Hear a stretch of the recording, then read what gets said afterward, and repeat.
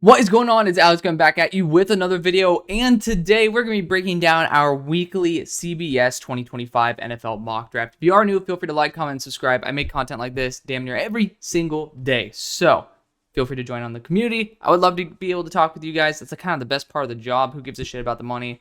It's honestly not that much, but honestly, I do this because I love football. I love being able to talk with you guys. It's phenomenal being able to have friends like you every single day. Even if you disagree with me, I always say be a dick, just don't be a dick about it. I'd rather get something wrong once. You guys are fans of one team. I'm trying to be a fan of 32. So please, feel free. Talk all you want down below. It's the best part of the job. Let's get into this. Yes, you're going to disagree with my board, but you know, I end up backing it up with all 22. These grades are exclusively all 22. It's not me moving guys up and down my board because that would be, you know, kind of the coward's way to do it, which is what I used to do. But, you know, now I want to be able to give you guys full transparency on my exact grades. And so it's going to be a very unique list, but I can guarantee you if people genuinely did not have to put their full honest opinions out there, they would probably have some pretty wacky boards too. And just remember, there's steals every draft, so sometimes there are guys who are better than the top 32.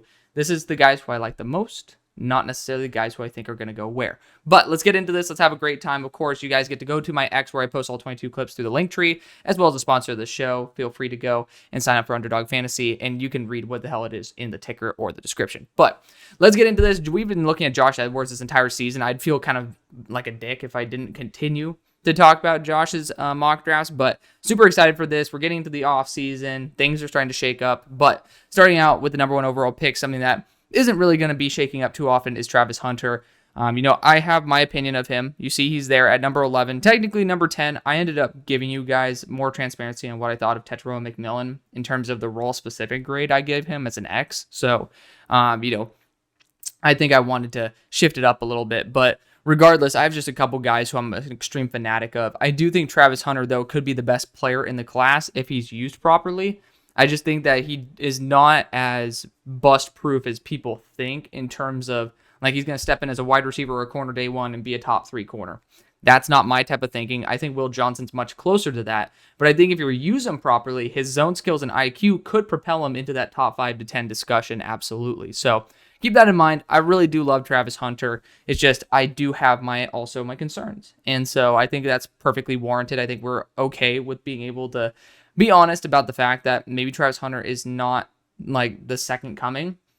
It happens, but Travis Hunter is a great player. The New England Patriots could use him as a corner. They could use him as a receiver. They could also use him as a free safety, which I think is going to be his best position. And that's something that I'm willing to bet on. I think he's bust-proof in terms of like where he's going to, like if he's going to succeed or not. I don't think he's bust-proof in terms of if you're drafting him solely for one position. So you got to be open-minded for Travis Hunter. I'm excited to see what he does in the NFL. T-Mac goes at number 2 overall. You know, the Titans, I think they could definitely use a receiver like T-Mac 100%. T. Higgins, Brian Callahan, that kind of role. Certainly up for grabs. At number 2, not a huge fan of it. Of course, you could always trade down. These mocks don't have trades, except for this one. I think it does have. I think there is certainly, like, they were talking about Sam Darnold signs with the team in the top 5. Okay, you know, let's just like talk about this right here. So Sam Darnold ended up signing with the team, so keep that in mind. But regardless, Brian Callahan using T-Mac certainly would be like a perfect role, like projection, and that's where I would like him as like my number 9 overall player because I think it works. But when we're talking about guys like Cam Ward, I ended up posting a mock draft yesterday, 2 rounds, so feel free to check it out. And it has a lot of dissension in it. I get it. Mock drafts right now, there's also a lot of people just getting into the mock draft realm. They're seeing a lot of these drafts, and they're seeing mine, and they're completely different. And I get that. And it's okay. And the draft humbles us every year, so it's honestly more for fun than anything. But one comment that I wanted to talk about Cam Ward to the Titans, and people were saying like, oh, why didn't I go with that route? And you know, I think that we look at Sam Darnold right now, we look at Baker Mayfield right now, we look at them as starting quarterbacks. Those guys couldn't get a starting job in Carolina. Is that necessarily Carolina's fault? I think it kind of is, but at the same time, I think it's more of a bigger picture argument, and that comes down to fit. Coaching fit, scheme fit. Callahan worked with a quarterback that's much closer to the style of Shedeur Sanders. And especially for young quarterbacks, we're seeing with developed quarterbacks, fit really matters. Imagine with someone who's still developing. And so I don't want to put Cam Ward, for his sake, for your sake as a fan, and for the fan base's sake, to be able to put a quarterback in a system that he doesn't have as good of a chance of succeeding in. And so I think that that's why I'm much more hesitant on the Cam Ward side. But if I think the Titans can trade back at Shedeur Sanders, I think that could work. I really do, because that is a Joe Burrow style of quarterback, not the most athletic, but someone who has a really good processor, not an elite arm, but still can obviously get there. We're not talking about like a legitimate noodle here. So I think that's, yeah, you're hearing me compliment Shedeur Sanders, even though he's my QB1. You guys know my opinion of the QB class, but I also want to emphasize, and I do this in my rankings videos, players with specific roles and specific schematic fits can perform far better than an overall grade. Like, if I end up going out with a girl who is, 6'5", I'm 5'8" for everybody wondering. I lie and I say 5'9", but don't. That's between us. But if I go out with a girl who's 6'5", yeah, it's kind of badass, but at the same time, it's not really a good scheme fit. Like, maybe she's somebody who likes dirt biking and stuff. And that doesn't mean she's a bad girl. It doesn't mean I'm a bad dude. But if I go out with a girl who closer to my height, we have similar interests, that's a more projectable relationship for marriage. Similarly with football, if you take a player like Cam Ward into a system that doesn't necessarily fit him as well, then probably not going to perform as well as the actual talent suggests. With Shedeur Sanders, if you have that perfect system fit, which I think Brian Callahan is, then he actually might perform way better than what you actually look at him as a holistic product. That's what I want to be able to emphasize right here. Long-winded way of saying T-Mac, okay, I'd prefer Shedeur Sanders by a trade back, but I understand the pick. Cam Ward to the Browns, I think that this works because similar to what we're talking about with Jameis Winston, this is more of a schematic fit for Cam Ward. Deshaun Watson, Jameis Winston, it looks like this is the style of quarterback they were looking for. So I think this is possible. They end up, I believe, restructuring Deshaun Watson's contract. I've been out on vacation, so please feel free to fill me in. I've been trying to stay up to date, but I forgot a charger. So, I was playing, ring around the rosy with the Chargers. So I was trying my best to stay up to date while also not literally killing every ounce of battery life I had. But I did hear from you guys that Deshaun Watson's contract was restructured. If that's true, that doesn't mean that they're going to be against taking a QB, because I do think that it's kind of the cat's out of the bag. The quarterback's not off the table for them, and they do need one.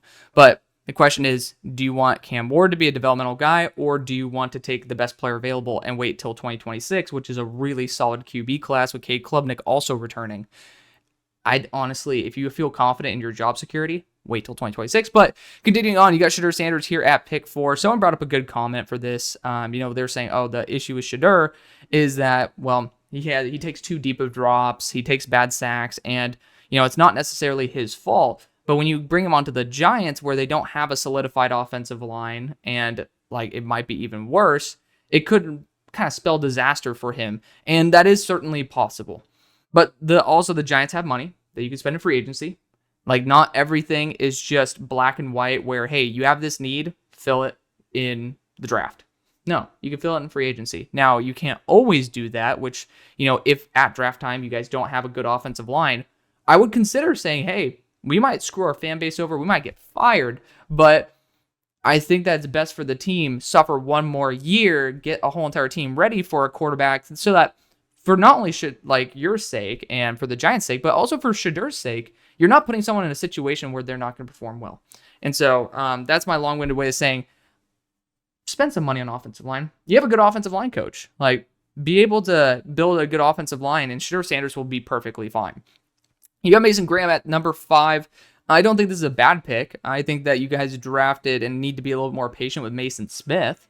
Just going to be honest there. But if you go Mason Graham, it's not going to be the end of the world. I do think there are better picks like Will Johnson. At the same time, you're getting a pretty impactful player off the bat at a very valuable position. People don't think defensive interior is, but when you can have legitimate interior pass rush, we're seeing with guys like Braden Fisk. Some people are even saying he's a steal at 39, like the steal of the draft at 39. Mason Graham could be on that tier. At number 6, you got Abdul Carter to the Panthers. Love it. Perfectly fine with it. Let's keep it short and sweet there. I've been yapping a lot. At number 7, you got Calvin Banks to the Jets. I've been taking tight end Tyler Warren, but that's because a lot of the guys are off the board. And I've been saying consistently that you guys should trade back and end up getting him, you guys don't have a 3rd round pick from trading for Devontae Adams, I think that would be a good move for you. However, if you guys are going to pass on that, which is very likely, going after offensive tackle is far from a bad idea. Both the tackles up for a contract. Olu going to be that guy. If you have confidence in Kelvin Banks being the right tackle for your team, I am not going to disagree. Honestly, I could see it working out very well. But I also think Josh Connerly in the 2nd round wouldn't be a bad idea either. Or if you trade up to the end of the 1st for him, like let's just say the Jets trade back multiple picks, get that 3rd round pick. By the way, I would do Will Johnson based on the guys who are available. But if you trade back a couple spots, let's just say even upwards of 5 to 10 spots, and you end up drafting Tyler Warren on your team, which you guys say you don't need tight end. You don't need tight end until you realize how much better life is when you have like a really good tight end. I'll just put that out there. But then you could trade up to the end of the 1st and get Josh Connerly, who has a similar athletic and power profile to what Fashanu did. Just going to put that out there. But Kelvin Banks actually wouldn't be a bad pick at all. I do love offensive line. I do have my respective issues with Kelvin Banks in terms of leverage, but I don't think it is not coachable. Will Johnson goes at pick number 8 to the Raiders. I'm perfectly fine with this. He's my best player in the class. If you take a best player available at number 8, that fits with the profile or the organizational strategy. Like you guys like to go BPA, apart from when you guys definitely took a shit ton of reaches, but recently, you guys have been doing what you guys believe is the best player available, and Will Johnson would be just that. Will Campbell goes at pick number 9 to the Bears. My only issue is that Will Campbell, I think, should be a guard. I think he can work as a tackle. I'll be very clear about that. I think he can work as a tackle. But when you look at how much better he could be as a guard, I think that there's going to be just a far less headaches for him being a guard than being a tackle. So I'd go Josh Simmons here for that reason. But if the Bears go Will Campbell, you're still getting a really good offensive lineman. Like, it might be a letdown because you're like, damn, I want my solidified left tackle, no questions asked, like that type of guy. Will Campbell could be that. He's had those games where I think he definitely could be a blue chip tackle. But I also think that, the losses that he has translate better to guard for mitigating the reasons why rather than staying at tackle, which is why I would keep him as a tackle or as a guard, excuse me. Then you got Michael Williams to the Saints at 10. This has been Josh Edwards kind of guy for this, but people believe in him. High level athlete, kind of fits the athletic build that the Saints like to go after. I'll just leave it as is. Nick Gordon goes to the Niners at pick 11. He's a really good player. Like, to me, he's kind of very similar to Marshawn Kneeland coming out last year, friend of the show. But I do think this type of profile, 6'4", 285, likes to slip a little bit in the draft. And I don't think Nick Gordon's been good enough to be able to earn this top 15 selection. He was a top 4 guy for me at the start of the year. But if the Niners end up going Nick Gordon, I'm not going to yell and complain and all that. He's a good player and the Niners need it. Malachi Starks goes to the Colts at number 12. Reasonable pick. Good pick. Gonna leave it there. Ashton Genty to the Cowboys. Based, like I used to say, like, oh, look at history. These guys are going top 10. We're looking at now the board stacking to where there's a ton of teams that are not even going to be looking at running back. So I will say it is possible the Cowboys are blessed with how the board is falling, and they get Ashton Genty. It's going to be a massive win for them. Jalen Walker goes to the Cardinals at pick 14.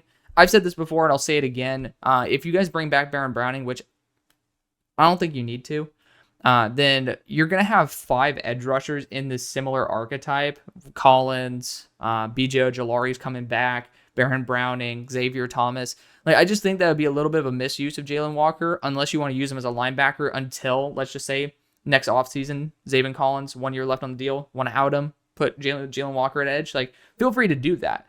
But I will say that's my one counter to it. I do love Jalen Walker, though. You guys see that's why I have my board below my face, my number 8 player in the class. And that's including 2 guys above him who, A, I don't even think Ben Morrison comes out, but B, they're season-ending injuries. That's a pre-season-ending injury grade. Kenneth Grant goes at pick 15. Kenneth Grant to the Dolphins makes a lot of sense to me because he is an athletic player who has that pass rush potential. He's a little bit larger than what you guys had before, but at the same time, he could essentially be what he could be, like, athletically the exact kind of same impact. And then you have someone who has that 340-pound frame who's still learning to use it. Then you have James Pierce at 16. I love James Pierce to the Bengals. I love James Pierce to death, period.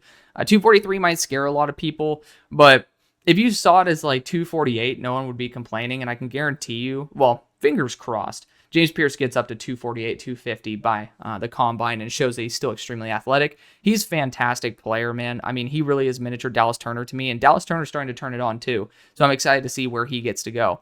Ben Morrison goes at 17. You guys know what I think of Ben Morrison pre-injury. He's a feisty corner. He's built to be on the boundary. He's going to be a great corner too if he does come out, and the team's going to get an absolute steal. I hope it's my Steelers, but if the Falcons do it, I will be in absolute approval. Colston Loveland goes at 18 to the Seattle Seahawks. It actually kind of fits the Colby Parkinson mold that they used to have there, and I just know that because, well, I played with Colby Parkinson in high school. Woot woot, go Oaks. But Colston Loveland, honestly, not a bad pick. I think offensive line's paramount. I think you need to go Josh Simmons here as a guard in the short run as he continues to get healthy. And then Abe Lucas, unfortunately, has had those injury concerns and move him out to tackle when that does happen. If it doesn't happen, even better. But Colston Loveland would be a great addition. Nonetheless, I would just hope that you guys focus on offensive line in the other rounds. Shamar Stewart goes at 19 to the Texans. Not going to agree with this one. You want to kick him to the inside. That just kind of takes away a lot of the competitive advantage he had as an edge rusher. I think that would just be kind of a disservice to him. I go defensive interior here, go wide receiver here. Those are the two positions I think would be the best. Nick Emmanwori goes at 20 to the Broncos. I honestly could see this happening, and I think that Nick Emmanwori, with the ball hawking ability, especially with how thin the air is there in Denver and how people love to air it out, Nick Emmanwori could be a really good addition. I've never thought of this. I've never seen it, but I think this could be a really good get if he's there at 20. I think wide receiver with Burden would be a better pick, but Nick Emmanwori, that's something I might consider going forward. And Broncos fans, I'd love to hear your thoughts on it. Luther Burden goes at pick 21 to the Buccaneers. Respectable pick, makes sense. This team needs to be investing in the future of the wide receiver core. Just unfortunately, like Godwin free agency, Evans final year, like it's just, you are kind of needing to prepare for the future in a way that maybe you weren't expecting to. At 22, you got Tyler Warren to the Chargers. Honestly, it makes sense. I'm not going to disagree with it. It's a good pick. At number 23, you got Simmons to LA. I made that pick a billion times. I think he's good at pick number 9. You guys know how I feel about that. That would be a great pick. Then you got Walter Nolan going to the Green Bay Packers. The pick I made myself. I think Walter Nolan, not as good as what people think, but I also really do like Walter Nolan. Like, the problem is, this is something that I hate about what I do, is like when I say I don't like somebody, it's always in comparison to what the consensus is. And I think Walter Nolan is a punchy product. He's someone he's been able to maintain solid athleticism as he gained an additional 15 pounds. He's someone who does have some flashes of unbelievable excellence, and I really do like him. But when you put it in the context of people think he's worth a top 15 pick, I'm not in that mindset. I think he's worth a day 2 pick. And he's a good player. So, again, I always know that, like, in the back of my mind, when I say, like, man, I'm not a big fan of him, I am. But it's just in context, maybe not the guy who, like, maybe other people see him to be. Which doesn't make me right, but I'm going to give you my honest opinion over anything else. And, you know, if my honest opinion is wrong, I understand, like, I'll learn why. And then hopefully in time, I continue to improve. And then when I say I don't like somebody, then that has a little bit more weight to it than like what it is before. But Walter Nolan, someone who I did have a little bit of a letdown to. But Green Bay Packers needing a 3-tech is not new news when they're going to be getting a good one there. Walter Nolan. Emeka Egbuka goes to the Steelers at 25. You know, at this point, like, I don't think the Steelers need to do this. We've shown organizationally that we've been able to draft really good wide receiver talent down the board.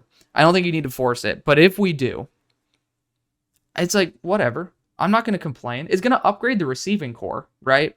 At the end of the day, your goal in the draft is to build a team that is better than before the draft, right? I think that's, you know, no shit, Sherlock. But I think Emeka Egbuka would make the Steelers stronger.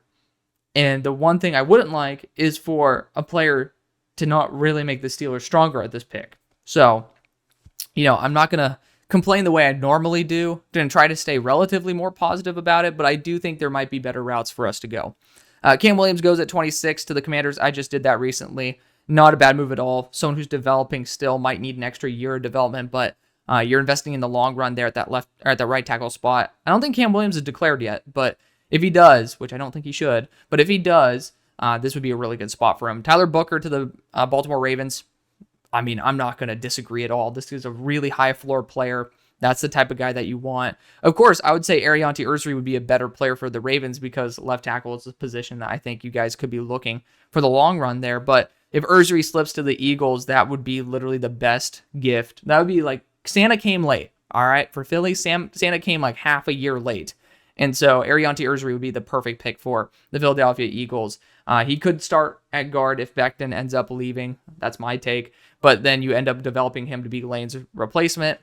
It seems a little early, but at the same time, you won't feel like it's too early when Lane ends up deciding to book it and kind of hang up the cleats, and you have someone who can perfectly replace him.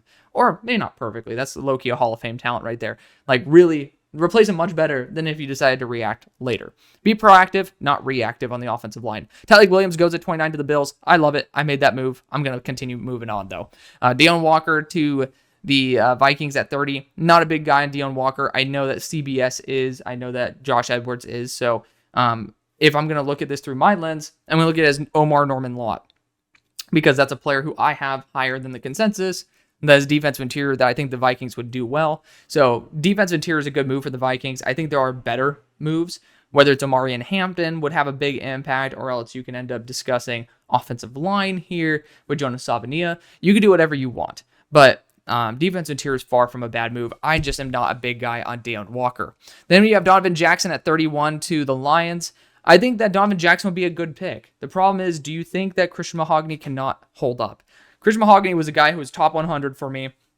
I loved his anchor. I loved his power. Those were the two things that I think were best in the class, like the entire class. Best anchor and best power. Up there at least. Definitely for anchor, it was best in the class. And he's shown to be a really, really good guard. So I think that he can end up succeeding there, which is why I'm backing off the need for guard. But Donovan Jackson would be a great addition, especially if you want to end up developing him to be a future tackle as well. Like, if you do want to play the long game, Donovan Jackson might be a very good investment. And then Derek Harmon goes at 32 to the Kansas City Chiefs. It's not a bad move at all. He's a pass rusher who's super young. He's been extremely productive there for Oregon. I think there are better moves, better corners on the board especially, that I'd feel comfortable going after. But if you do feel the need to go after defense interior, I would not be pissed if you got Derek Harmon. So that's going to be the video. Thank you so much for watching, showing the love you always do. I love you. See you on the far side. Peace.